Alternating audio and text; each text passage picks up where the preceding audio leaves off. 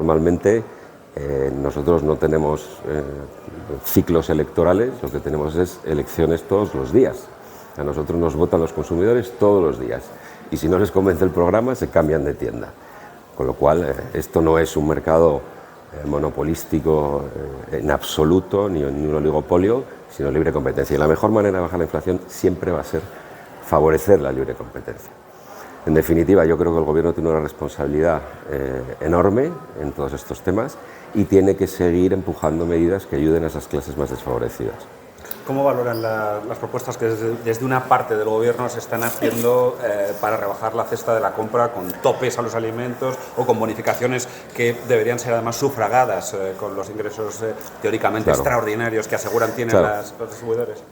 A ver, en teoría está muy bien, ¿no? Y todo lo que sea ayudar a bajar la cesta de la compra es una buena medida, pero el problema es quién paga esa fiesta, ¿no? Si partimos de lo que acabo de decir, es decir, que los márgenes en nuestro sector son muy estrechos, mucho más estrechos que otros márgenes, al final vamos a atacar a la sostenibilidad del propio sector.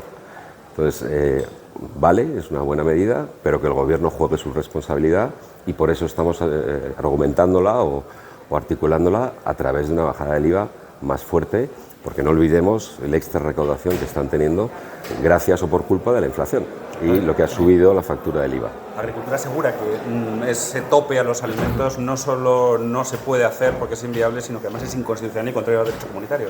A través del IVA se puede hacer y lo hemos visto en el resto de categorías, ¿no? Que sería la mejor manera de bajar los precios. Claro, si la fiesta la va a pagar el que ya está sufriendo, pues es una medida absolutamente inviable que no tiene ningún recorrido. ¿Cuánto está cayendo el consumo de carne y pescado si tenéis datos en España? Porque está claro que con los precios actuales tiene que estar cayendo. Hoy publicabas un artículo en El Economista que salía que por primera vez, datos de Nielsen, el volumen, que es lo que hay que mirar ahora, porque crecer en euros con una inflación del 15% no es un buen dato a mirar, está cayendo un 4,5%, en el caso del pescado, por ejemplo, estamos hablando de un 8,5%. Y esto más allá de un problema para las compañías que trabajan en el mundo del pescado o de la carne, es un problema incluso de salud pública. Es decir, obviamente, la calidad de la alimentación cuando escasea el dinero y es caro comer sano, pues se torna una alimentación menos equilibrada y eso es un problema, yo diría, que tenemos como país. ¿El dato de carne le tienes? ¿Cuándo está cayendo? No, lo siento, el del pescado lo tengo más, lo sufro más. ¿Han tenido que ajustar los márgenes para poder...? A ver, en una crisis como esta, todas las compañías estamos haciendo planes de racionalización de costes, es lo primero que se te ocurre. Porque subir los precios en un sector como el nuestro no nos gusta, porque el precio, como decía antes, es una variable de decisión. La segunda consecuencia es que estrechas tus márgenes, y es casi matemáticas, ¿no? Y la tercera, cuando ya no te queda más remedio, subes los precios, ¿no? Entonces, la respuesta es sí, es estrechamiento de márgenes. El ministro Planas ha dicho varias veces que de momento no se contempla esa bajada de IVA general y parece que no es del gusto del Gobierno hacer unas medidas horizontales que beneficien a unos y otros cuando prefieren ser a lo mejor más quirúrgicos y atinar más. ¿Cuáles serían las propuestas quizá que fueran más en esa línea? Es que el error es pensar que es horizontal, no lo es. Cuando uno mira el gasto al que dedican los hogares españoles, y yo creo que antes de ayer el Banco de España publicaba algo en este sentido, esas medidas que son de la alimentación afectan más a aquellas familias que dedican más porcentaje de su renta disponible a la alimentación, que son justamente estas, ¿no? Bajar el IVA, siendo una medida horizontal, es más beneficiosa para estas clases.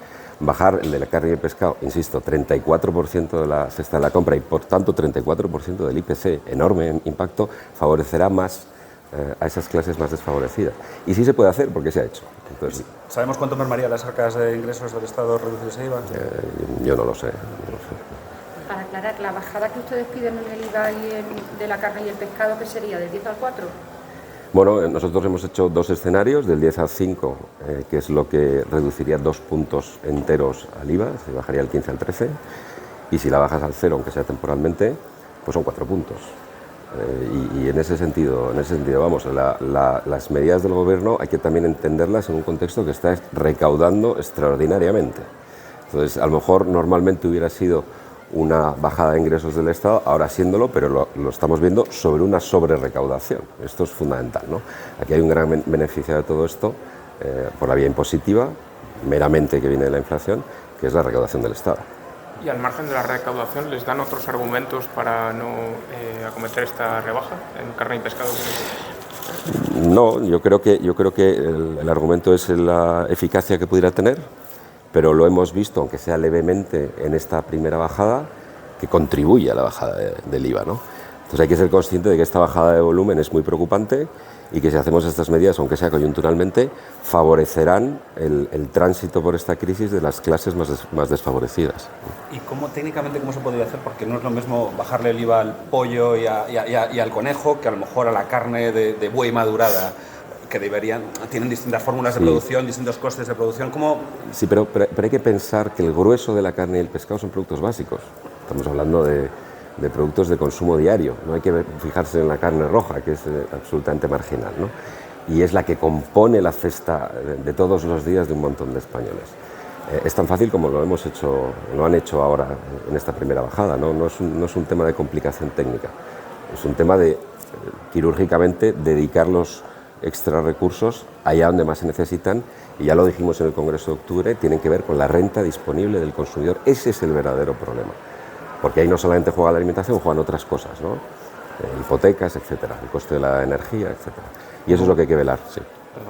Me gustaría volver a lo de la caída de volumen. ¿También ha caído la facturación con ello? Supermercados. A ver, no, porque con un delta, o sea, con un IPC del 15%, tendrías que haber caído el volumen un 15%. Gracias a Dios no estamos ahí todavía para que los ingresos fueran cero, o sea, fuera igual que el año pasado. Ahora vemos todavía una subida en la recaudación, pero las compañías no viven de vender. Esto es fundamental. Viven de la rentabilidad que les permite después hacer inversiones, crecer, etcétera, etcétera. No podemos mirar la venta. Por eso la venta en volumen ahora, y esto es, hay que hacer didáctica con la gente, es tan importante. Porque yo tengo muchos más costes, puedo facturar más, pero la última línea es la que sufre, que es la que garantiza el empleo, las inversiones, etcétera, etcétera. Os recomiendo no mirar tanto las ventas, que 15% sería empatar, para que me entiendas, sino empezar a ver los volúmenes, que son absolutamente fundamentales y denotan una tendencia de fondo muy preocupante como sector y desde luego como país. ¿Qué previsión tenéis para a corto plazo en los próximos? Hoy decía Día, por ejemplo, el consejero delegado, que ellos prevén que hasta el primer semestre se mantenga esa caída de volúmenes del 4,5%. Yo creo que va a depender mucho de las medidas que se tomen. Necesitamos medidas que reactiven el consumo de todos los días. Con la situación de hoy yo creo que va a ser una crisis de volúmenes larga, porque la inflación, si no hacemos nada, va a tardar en remitir. Empezará a remitir por un efecto meramente matemático de que estás comparándote contra inflaciones más altas, pero no vemos ningún insumo que esté volviendo a los precios de antes de la crisis. Podrán moderarse las subidas, pero la plataforma de precios sobre la que estamos ahora trabajando sigue siendo más alta que la que era en 2019. El otro día el ministro Planas decía, o consideraba que ya había tocado techo la inflación alimentaria. ¿Cuándo creen que podemos empezar a ver bajadas de precios? Ojo, que no son bajadas de precios, que son menores subidas de precios, porque la inflación eso es lo que mide. Sería negativa para tener bajadas de precios, ¿no?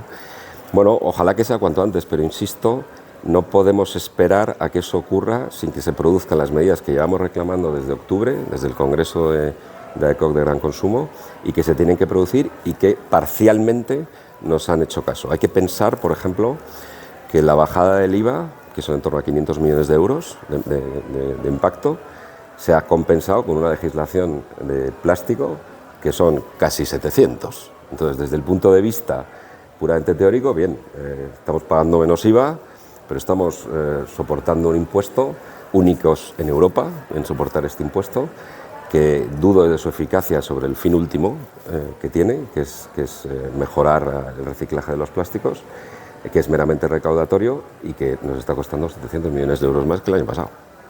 ¿Conocéis también que se aplacen este tipo de impuestos? Bueno, en este caso llegamos tarde, porque lo solicitamos en octubre y entró en vigor el 1 de enero, pero lo que pedimos es que paren las regulaciones que acaban contribuyendo en incrementar los costes de las compañías y, por tanto, mermarles su competitividad. Que no se sigan produciendo, porque lo que intentas corregir por un lado, lo estropeas por el otro, ¿no?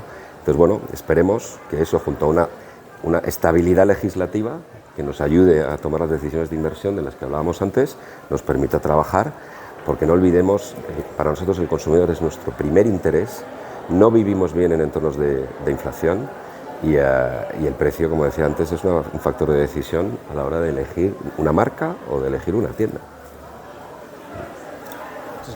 Gracias. Gracias.